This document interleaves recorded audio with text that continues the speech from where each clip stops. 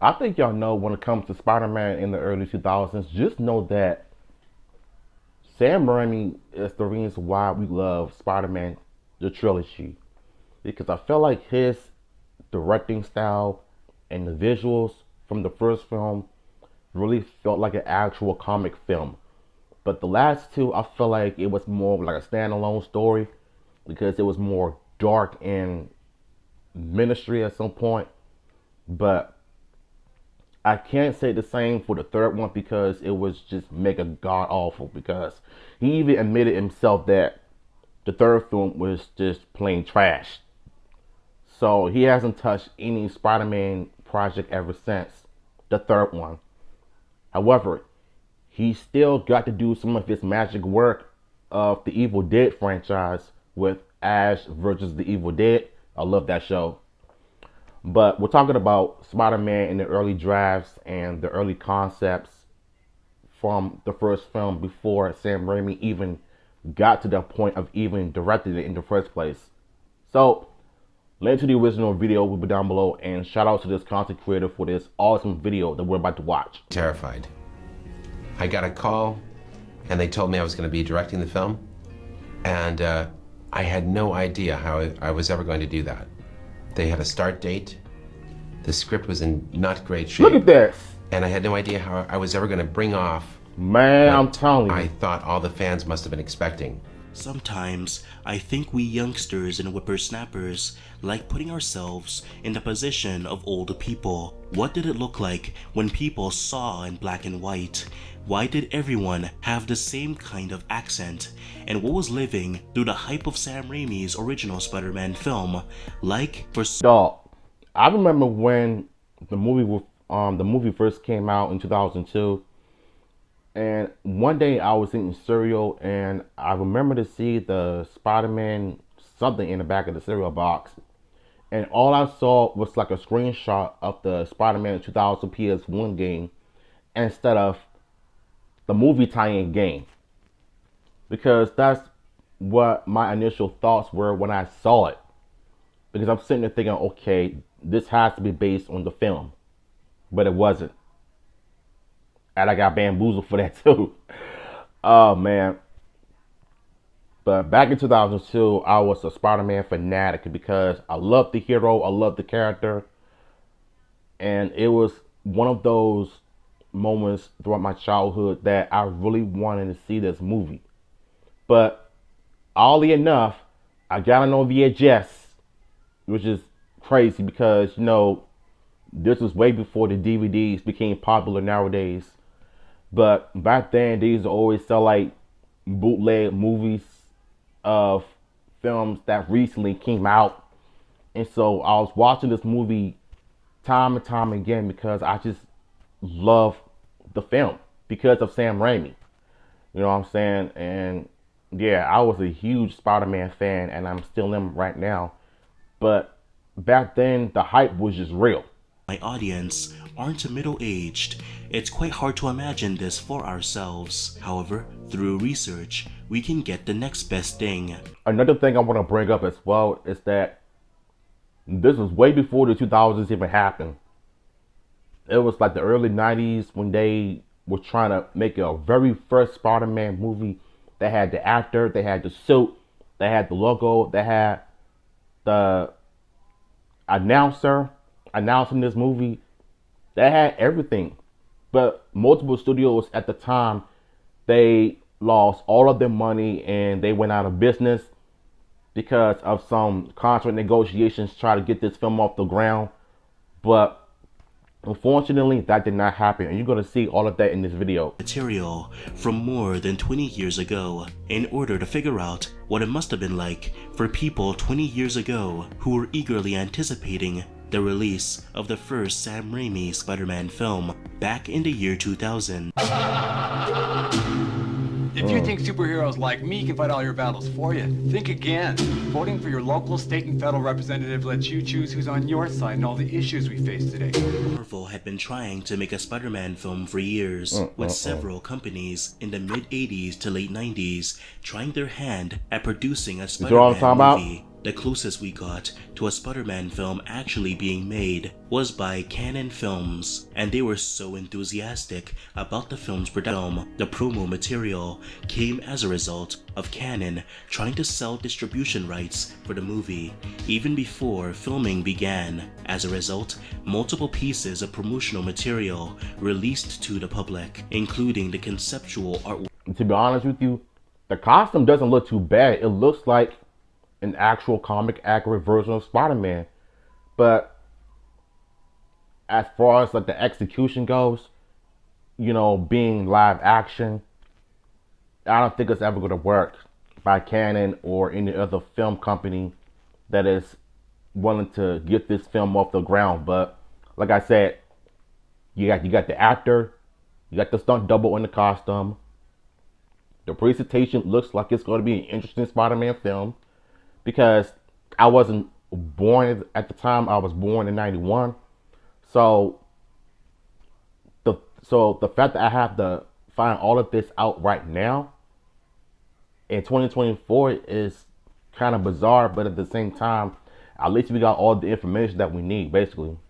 And Spider-Man, and even a teaser trailer hyping up the movie to merchandisers and the general public. Spider-Man, the movie.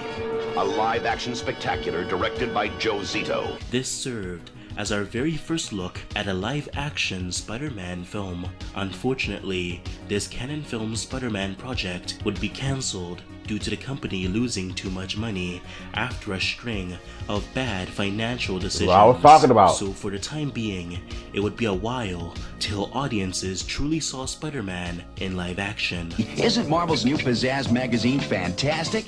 Fantastic, but not perfect. Well, not quite. R.I.P. Stan Lee, the Spider-Man GOAT. did make quite a few appearances within different low-budget TV shows, several fan films, and even TV commercials. Although they may seem underwhelming now, we have to remember that at the time, these served as the only glimpse of a Spider-Man in any live-action project. So although cheap, they'd have to settle for these. I remember watching the X-Men bloopers, and there was some guy in a Spider-Man costume that kind of gave us a glimpse of what he's going to look like in his own solo film. I don't know if he had like black weapons or the silver weapons. Or the silver webbings. No, I don't know if he had like black webbings or the silver webbings in the costume or not. But it was blurry. We could have like seen him in action in the X-Men film, but that's what it is. Spider-Man's film rights would be in a state of limbo for a couple of years, with James Cameron and David Fincher both having a crack at the project before ultimately leaving. Unfortunately, this meant that no form of promo material would release for Spider-Man for a couple of years, until the rights went to Columbia Pictures and Sony Entertainment, which finally allowed the public to see some form of a live-action Spider-Man for the first time in years. However, unfortunately, that was only the a beginning. selective exclusive crowd would be able to see it this time around. When Columbia acquired the film rights to Spider-Man, they immediately began work on bringing the film to life. After many decades, I'm surprised seeing talked about Leonardo DiCaprio's version of Spider-Man, because James, the box office artist, shout out to him, he actually did an art video describing what his version of Spider-Man in 1997 or 98 would have looked like before Sam Raimi, with the suit, the characters, of how the stories would have went, because Leonardo's version of Peter Parker is way darker because of so many tragedies in his life and how it's more complicated of being a superhero than being a regular person. Like, just like in the comics, but I think in that version, Peter would have went rogue as far as like going on a killing spree and find it more difficult being Peter Parker than Spider-Man. I mean, if you watch James the Box Office video on it, I think you'll understand where I'm coming from. So if you want to check it out, the link will be down below also. Make his big screen debut. Marvel Entertainment was very excited about the film finally entering development, and they'd begin the process of garnering excitement for the film within the film industry. In the year 2000, Marvel would commission Big Chair Productions to produce a 5-minute presentation to show investors to drum up excitement. The presentation consisted of original live-action shots, still images, animations, and graphics. In order to create this project, just which like in was the comics, titled Year of the Spider. And since this wasn't something shown Year of the to the Spider. general public, Let that sink in. fans would still be in the dark for a long time, as any semblance of footage were once again exclusive to those within the industry. In March 2000, an event called Show West, which most of you know as CinemaCon, the first teaser for Spider-Man was shown. The teaser was pretty simple. A panning shot of silver webbing within a black background, with a narrator hyping up the viewer on what they could similar to expect Sam from this Raimi's movie. version of it. As the most anticipated motion picture event of 2001 takes you for the ultimate spin. The webbing would then form the Spider-Man logo, which as you can see represents a very early version of the design, with much more bold lettering. I don't see nothing wrong with it. That looks good. The movie's production. To be honest with you, I don't see nothing wrong with this logo. It has the theme, it has the feel to it. It's way better than Sam Raimi's version of the logo because it just felt like it was too serious. But I like this logo better because it fits Spider-Man. It fits the theme of this character. I don't know why people were so critical about this logo back then. That should have kept it like that. Teaser would be the only way for viewers to gauge what the vision for this film was supposed to be. This teaser would later be described to the general public through descriptions of those who attended. Now at this point in time, the general public were yet to see anything from the film, with most of what we got being rumors surrounding the script, villains, and story elements. Rumors such as Doc Ock and Green Goblin being the villains of the film, and a rumor stating that Sam Raimi was using a form of organic webbing. The next time anyone got a glimpse at this Spider-Man movie was 2 months later.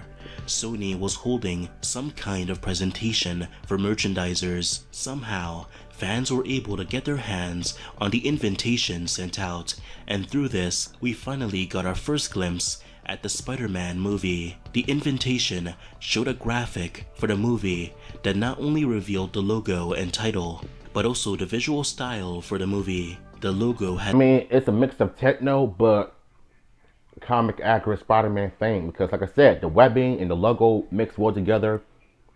It has its charm to it, and I like it. They should have kept this thing instead of what we got in the final form. Blue background. Although this logo was shown at Show West, we have to remember that the event was private, so this served as our first real look at the logo, but also the subtitle as well, the motion picture.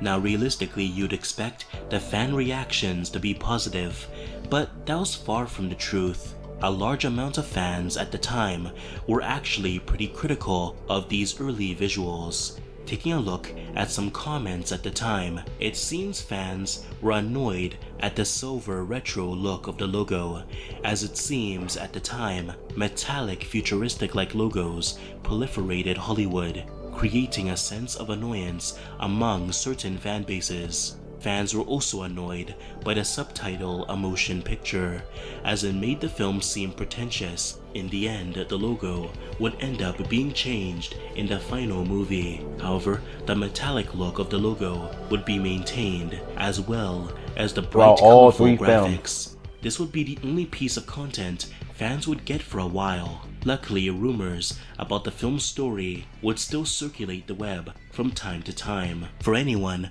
who was looking to see more content for the film, Comic-Con 2000 was only 2 months away. Man, Comic-Con. So it was the place one had to be to get any look at what Raimi was cooking. And oh boy, did they release some very interesting bits of information for the movie. At Comic-Con 2000, a behind-the-scenes video. Bruh, Comic Con back in the day, when I first discovered it in the early 2000s, in the mid 2000s actually, I didn't really understand what was the term Comic Con was until I looked it up years later, and it makes sense.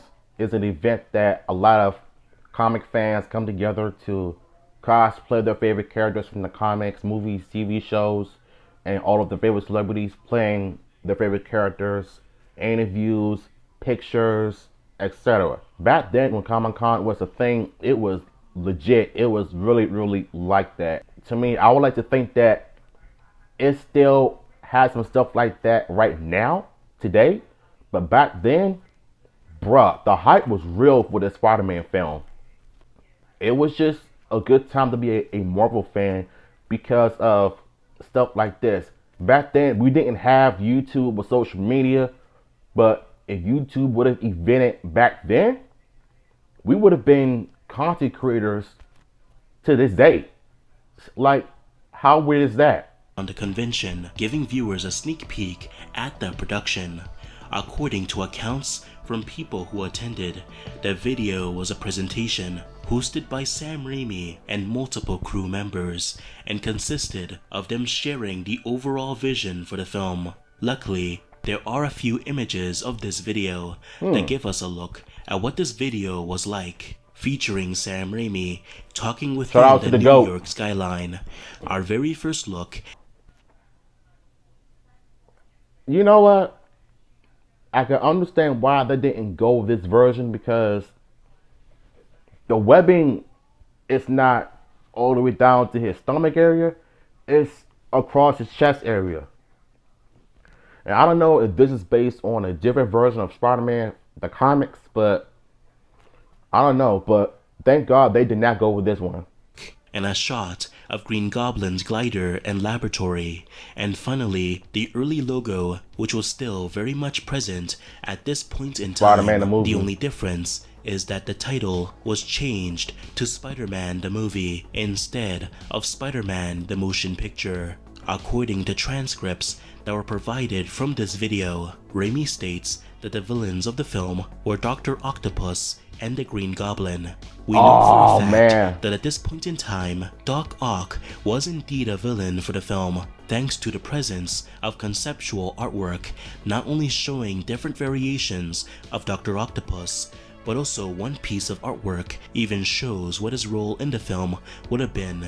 The most interesting detail that was revealed during this event was the confirmation from Sam Raimi that Peter did indeed have organic webbing in the film. The explanation given was that organic webbing would be another way to further develop Peter's character and really explore his isolation from They got some of that right in the film. Isolation from society. And this kid is vested with these powers, or perhaps cursed with these powers. But the important thing is he's one of us. If it wasn't for Tobey Maguire, we wouldn't have had Spider-Man that we love him to be right now. Because Maguire definitely brought Peter Parker to life. His acting and the way his persona is in the film definitely made the first Spider-Man film more watchable than other characters like Mary Jane and Harry Osborn. But I'm gonna get to that towards the end of the video. He is a genius, and we're gonna keep that.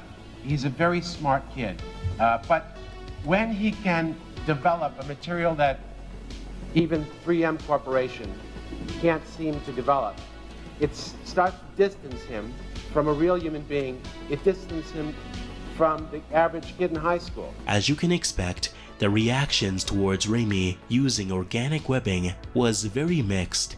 In fact, many fans made clear their displeasure through expressing their feelings to many websites at the convention, and some even started their own personal blogs in order to spread the awareness of just how unhappy they were. And some fans did believe that Raimi was not listening to what fans wanted, and this creative choice would make Spider-Man into a laughingstock. Besides a few... This sounds like something we're still doing now, with either other movie companies and directors not really listening to the fans and giving them what they really want.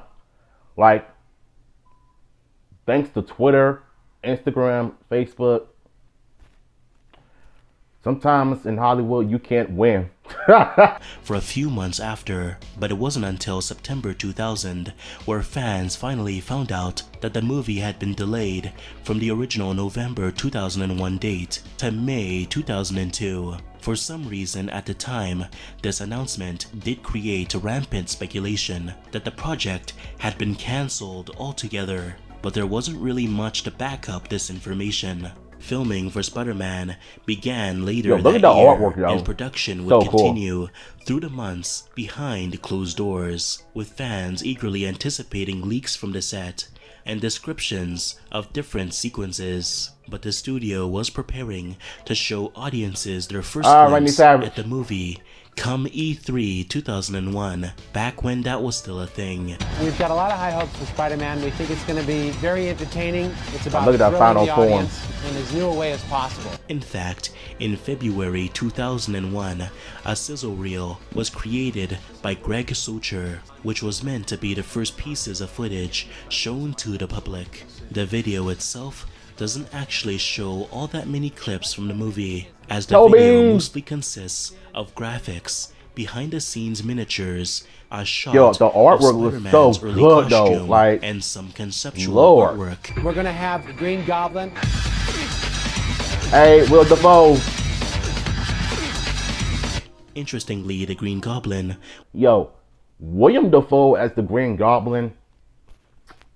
Perfection. The reason I say it's interesting is that at the time, look at the painting, though. Actually knew what the Green Goblin would look like in the movie, so this conceptual artwork served as our very first look at the character. I'm not entirely sure if this sizzle reel was ever actually released to the public. I wasn't born around that time, so if anyone remembers this sizzle reel, let me know in the comments.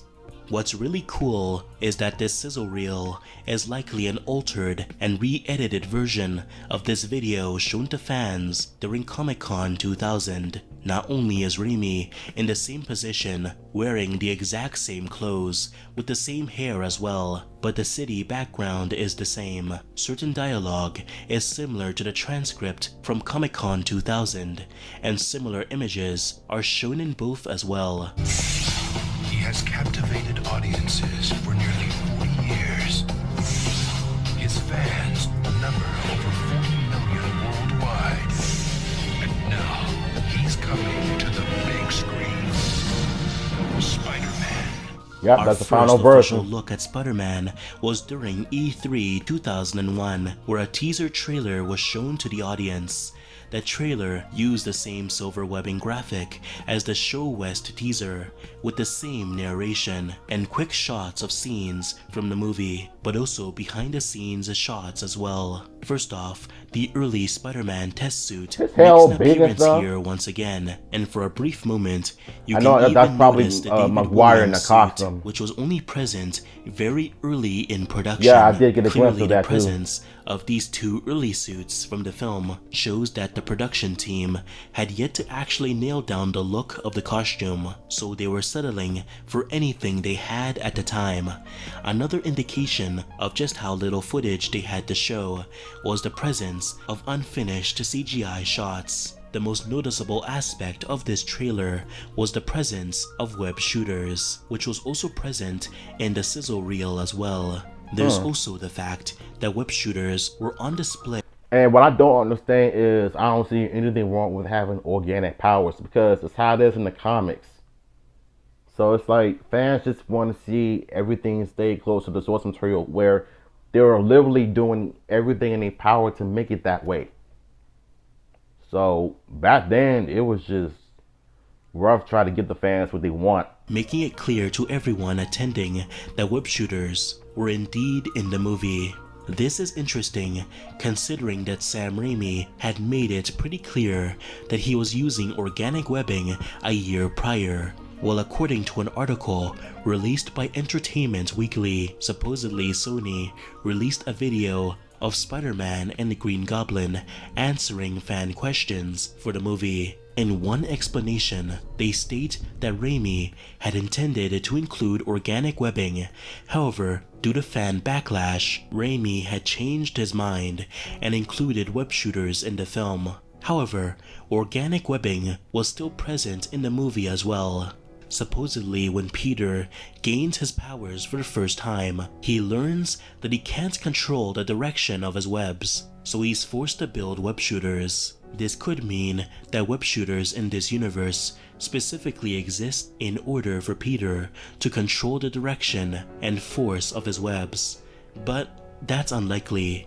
So web shooters likely only exist in the film to appease fans who were upset by the creative choice. The next time anything substantial was shown for the film was the next teaser, which shows a group of men robbing a bank and then proceeding to escape in a helicopter. The men would then be caught by Spider-Man, who traps them in between the Twin Towers. This was an iconic shot, and the worst location ever would be released showing the Twin Towers reflected in Spider-Man's eye. However, as we all know, after September 11th, the trailer and posters would quickly be pulled from the web and replaced shortly after.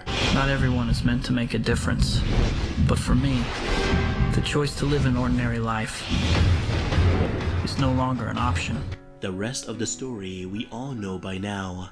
Sony continued to release trailers for the film, and merchandise would continue to garner hype for the movie, eventually leading to the premiere and release of the film.